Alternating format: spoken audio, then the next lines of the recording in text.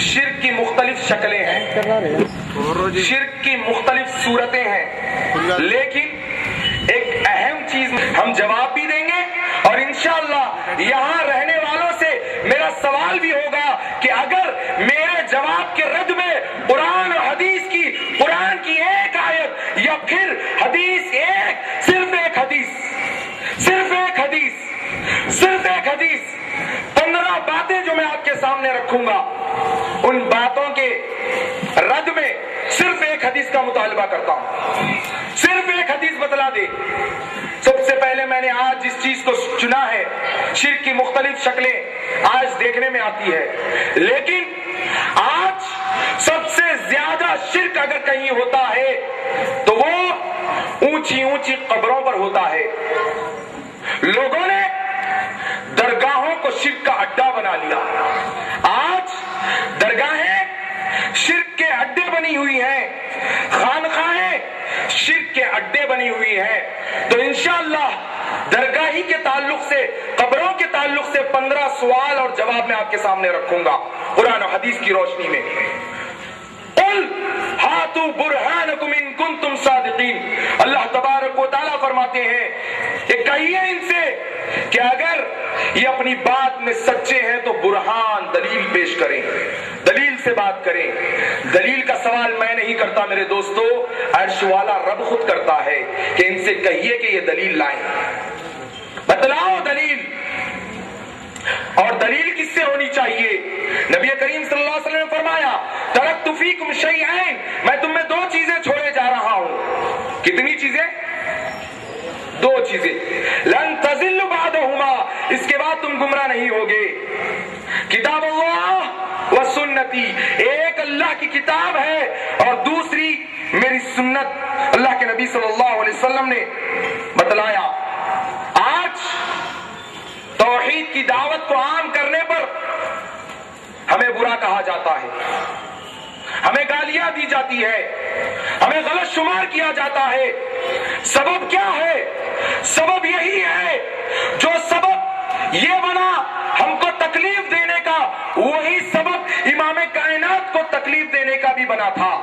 امام کائنات کی بھی دعوت یہی تھی، لا الہ الا اللہ، اور ہماری بھی دعوت یہی ہے، لا الہ الا اللہ۔ ہمیں تکلیف دینے کا سبب کیا ہے؟ یہی سبب ہے نا کہ جو دعوت اللہ تبارک و تعالیٰ نے قرآن میں لوگوں کو دینے کے لیے بتلائی، وہ دعوت کو عام کرنا یہی سبب بن رہا ہے میرے دوستو۔ آئیے سب سے پہلے ہم جاننے کی کوشش کرتے ہیں کہ جن درگاہوں پر، جن قبروں پر لوگ جاتے ہیں، ان کے چند 2 نام کا تذکرہ کر کے میں بات کو آگے بڑھاؤں گا۔ کتاب بھول کر آ گیا، 3 دن پہلے ایک کتاب ایک مکتب سے خریدی ہے، حیدرآباد کے مشہور مکتب سے، جنہیں بریلویوں نے لکھی، جنہیں قبروں کے اڈے چلانے والوں نے لکھی۔ 2 جلدوں میں کتاب ہے اور کتاب کا نام یاد رکھیے، تذکرۃ الاولیاء دکن، دکن کے اولیاء کا تذکرہ۔ سب سے پہلے میں نے کتاب کو جب کھولا تو سب سے پہلے پہاڑی شریف والے بابا کا مطالعہ کیا، جہاں میں خود شب برات میں، شب معراج میں آج سے 3 سال پہلے بائکوں پر جایا کرتا تھا۔ اللہ نے ہدایت دی اور آپ کے سامنے بولنے کے قابل رکھا، ورنہ میں بھی قبر پرستی میں مبتلا تھا دوستو۔ تو میں نے جب بابا شرف الدین کی سوانح حیات پڑھنا شروع کی تو سب سے پہلے مصنف نے جو واقعہ درج کیا، وہ واقعہ میں آپ کے سامنے رکھتا ہوں کہ بابا کے پاس ایک شخص آیا اور کہنے لگا، او بابے میرا بیل گم ہو گیا ہے، اس پہ میرا گزر بسر ہوا کرتا تھا، وہ بیل کی وجہ سے میں صبح و شام اپنی روزی کمایا کرتا تھا۔ بابے نے اس کو دیکھا اور کہا کہ تو ٹھہر جا، اور بابے اندر گئے، اندر جا کر ایک چٹھی پر کچھ لکھا اور لکھ کر اس شخص کو چٹھی دے کر کہتے ہیں کہ یہاں سے کچھ دور ایک ہنومان کا مندر ہے، وہاں جانا اور ہنومان کے چرنوں میں یہ چٹھی رکھ کر وہاں پر بیل کا مطالبہ کرنا۔ اللہ اکبر۔ انبیاء کی دعوت کیا تھی؟ امام کائنات کی دعوت کیا تھی؟ محمد رسول सल्लल्लाहु अलैहि वसल्लम ने बुतों से रोका, बुतों को तोड़ा। खाने काबा में जितने बुत थे, अल्लाह के नबी सल्लल्लाहु अलैहि वसल्लम ने जब फतेह मक्का हुआ तब अपनी आसा से सारे बुतों को झड़ा दिया। मेरे दोस्तों, वो शख्स आगे बढ़ता है और दिल में ये सोचता है कि एक मूरत के पास बाबे भेज रहा है, तो क्या ये मूरत मेरी मुरादों को पूरी करेगी? वो शख्स आगे बढ़कर हनुमान के पांव में अपने बाबे से लाई हुई चिट्ठी रख देता है और सामने खड़ा हो जाता है इंतजार में अपने बैल के। अचानक उसकी पीठ के पीछे से उसका बैल उसे आवाज देकर बाहर आता है। अल्लाह अकबर। ये कैसे वाकयात बताए जा रहे हैं? तज़किरतुल औलिया 2 जिल्दों में है। इसकी जिल्द नंबर 1 सफ़े नंबर 165 पर आप ये वाकया मुलाहिजा कर सकते हैं मेरे दोस्तों। और एक वाकया आगे बताया गया कि जब बाबा आए थे शरफुद्दीन साहब, तो सबसे पहले उन्होंने इंडिया में आकर गोश्त पर बैन कर दिया, गाय के गोश्त पर बैन लगा दिया।